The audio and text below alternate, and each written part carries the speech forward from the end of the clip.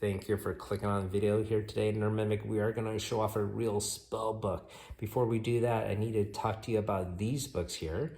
These are fighting fantasy books. These are the US versions, and Delway published them back in the 1980s. And they went up to 21, and I got the entire run of them when I was growing up. These were more involved than your typical Endless Quest books or Choose Your Own Adventure books, as you have dice rolls. You even have to record your stats on a character sheet over here, and you have to do combat and fight creatures. Here's a goblin, and they have a skill of 5 here, stamina 4, and so these were a blast to play. But once again, these went up to 21, and I had no idea in the UK that they went up to 50 plus. And part of those books were the Sorcery series, put up by Steve Jackson. This is the UK Steve Jackson, not the US designer. And these are supposed to be great books. I've never actually played the Sorcery series myself. I was able to get this box set, and I'm gonna try to go through this for the channel soon. I did try to get the recent US reprint, Scholastic series, or the Scholastic Company has put out a recent reprint of these books as well as these. However, I would not recommend it. I did return them. The main problem with the reprint is they don't contain the original artwork. So you can see here, a lot of the artwork here is done by Blanche of Warhammer White Dwarf fame. And so the new reprints don't contain any of these artwork, and they're more kiddie-like. I do have a fondness for these old White Dwarf artwork. And so this here is the spell book for this book series. And the reprints here, for example, they do contain the spells within the book itself. However, they don't contain the pictures, and the spells are just sort of in outline form. The idea of having the spell book for this series is you're supposed to memorize the spells before you play this. So there are 30 odd spells within here, and they all have 3-letter words, and you are supposed to memorize what kind of spell you might want to use and flip to that page. So I thought it'd be cool before I went through this to get the actual spell book here. And this is actually the US version, and this came out in 1983. I think this is probably the nicer version, as this has the red foil on it. The UK version does not have that. So once again, this is the spell book, fantasy adventure with a difference, for you are the hero. All right, so let's take a look through these spells and see if we can memorize them.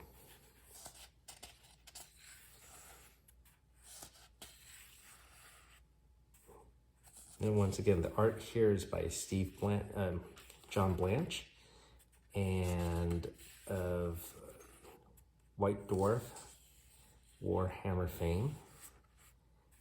And it should be very cool to check out the spells. All right, so Zap. I guess we could all guess what this one does.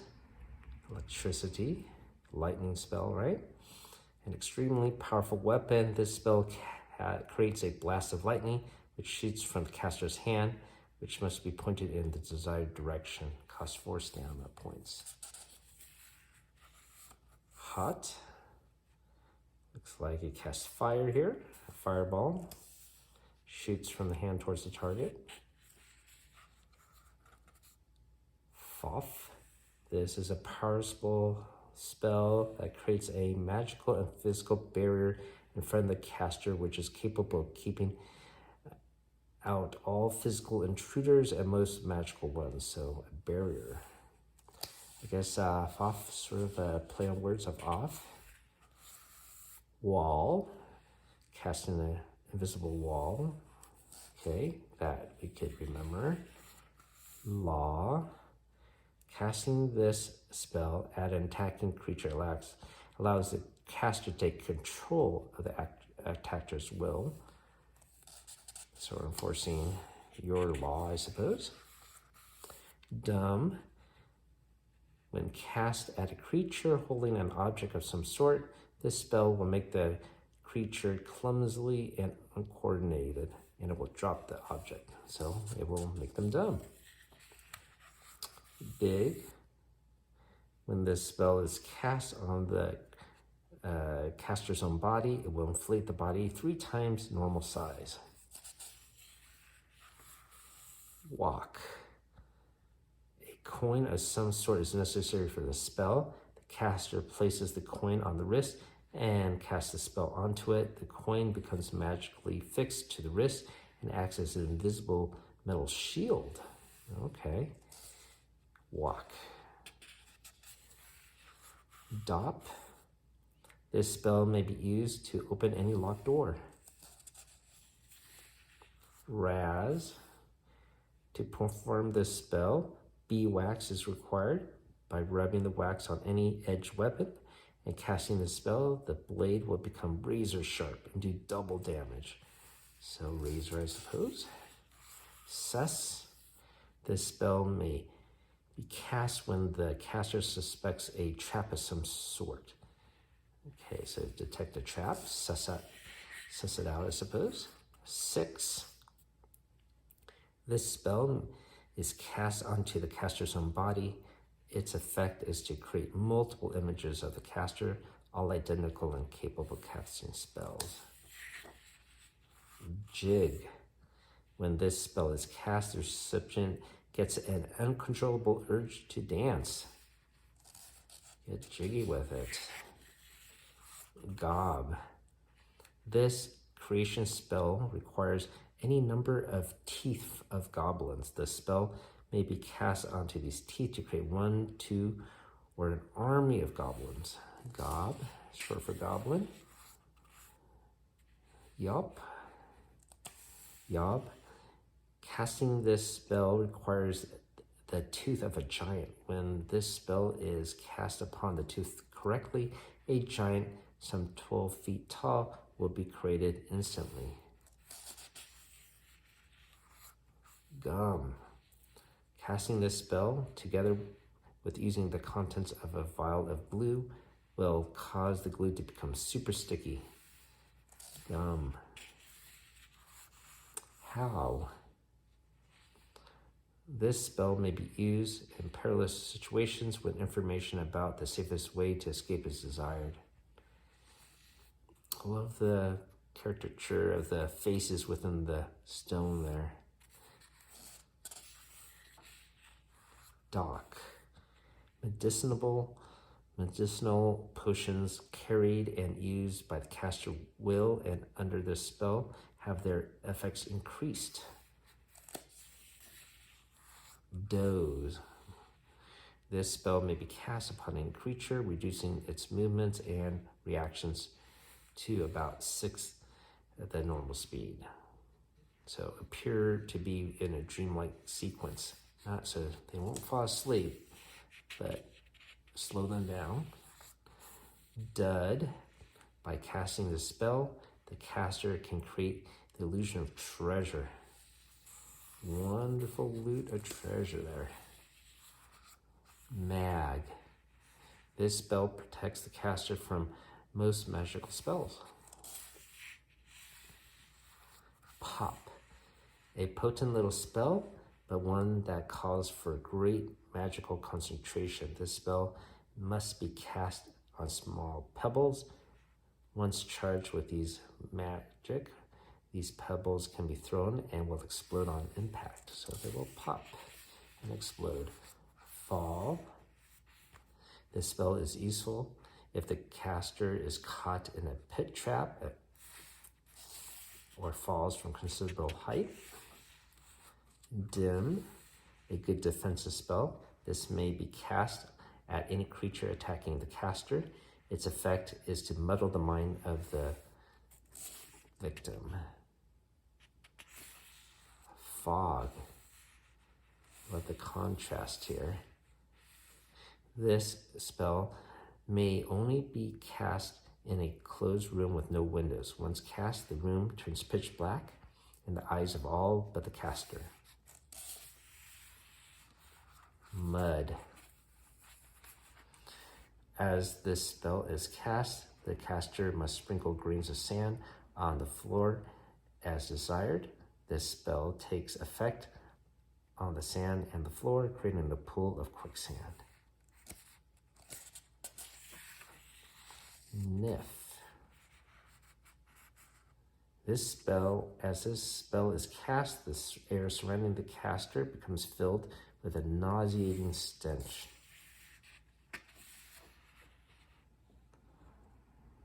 Interesting, this book has sort of like a misprint on folded paper. Tell.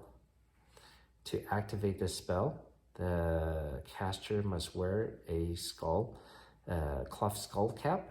With the aid of this cap, the spell will allow the user to read the mind of an intelligent creature encountered. Telepathy.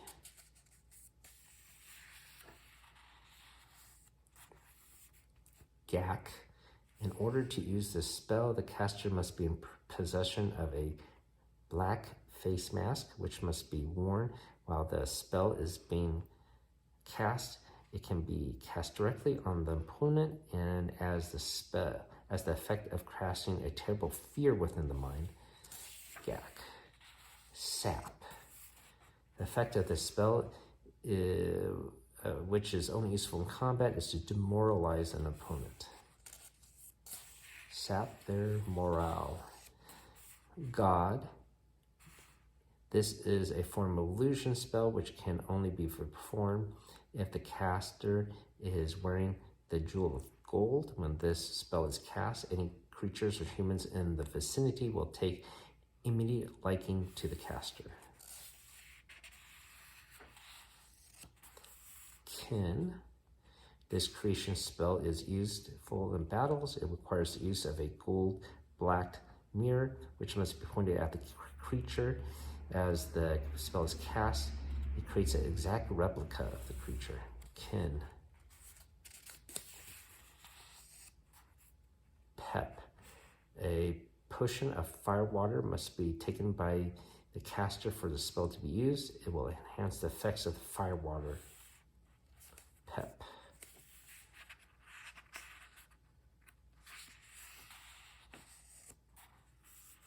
Rock. A special stone dust is required for the spell. The dust must be thrown at the creature as the spell is being cast. Within seconds, the victim will start to petrify. Rock. Nip. The caster must cast this spell on his or her own body. Under the influence of the spell, the caster becomes exceedingly quick. Nip. Huff. In order to use this spell, the caster must be in possession of a gale horn, a trumpet-like instrument which plays a discordant note. Huff. So it creates a tremendous wind there. Fix. Applicable to both animals and inanimate objects, this spell has the effect of holding an opponent or object where it stands. Fix. Nap. Effective only against living creatures, this spell causes them to become drowsy and within seconds to fall fast asleep. So here's the sleep spell, not doze. That was the slow down spell. Then, in order to cast a spell, the caster must wear a jewel-studded medallion around the neck. Casting this spell will allow the caster to float in the air at any height desired.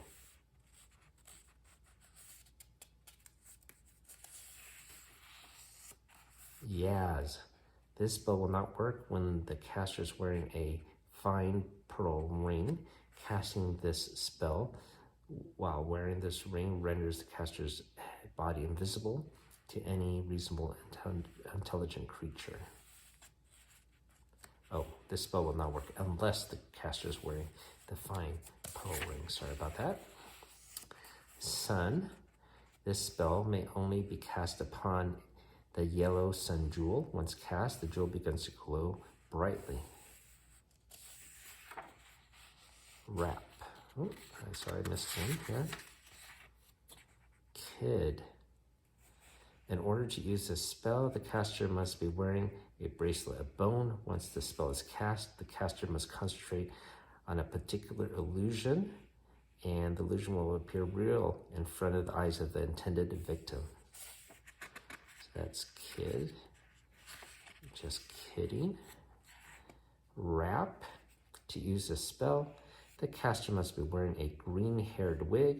In conjunction with this wig, the spell will allow the caster to understand the language of and communicate with creatures.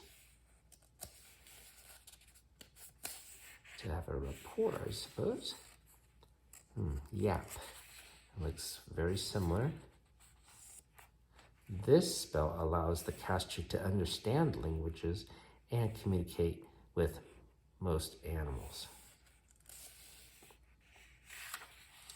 Zip.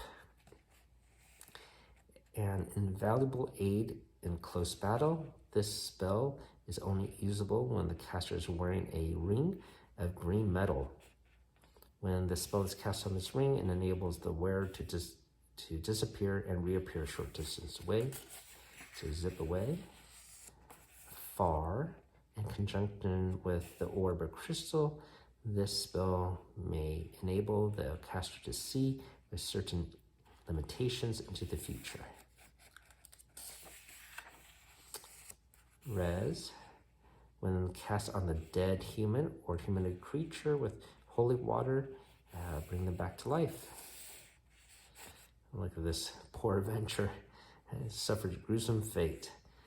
So once again, White Dwarf and Warhammer, as you know, is pretty grim and gritty. And here's a picture denoting that. I don't think they would show this in the Scholastic version. Zed. Casting this spell is beyond the means of most minor conjurers because of the great powers of concentration necessary. This spell has been cast only once. Its caster, a powerful necromancer from Theoben, was never seen again, and thus its effects are unknown. So this is the most powerful spell and costs the most, 7 stamina points. That's probably going to be at a boss battle, you're going to use that spell. And that is it. That is all the spells in this wonderful sorcery spell book. So thank you for going through that with me. If you like that, hopefully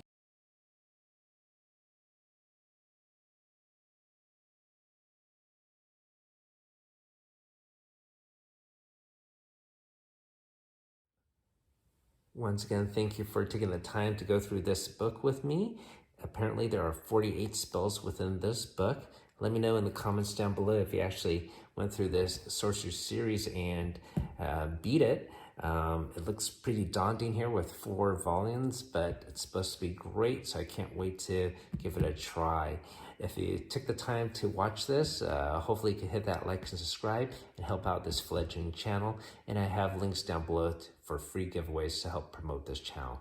So thank you for listening and watching. Everyone have a great night and keep on adventuring out there.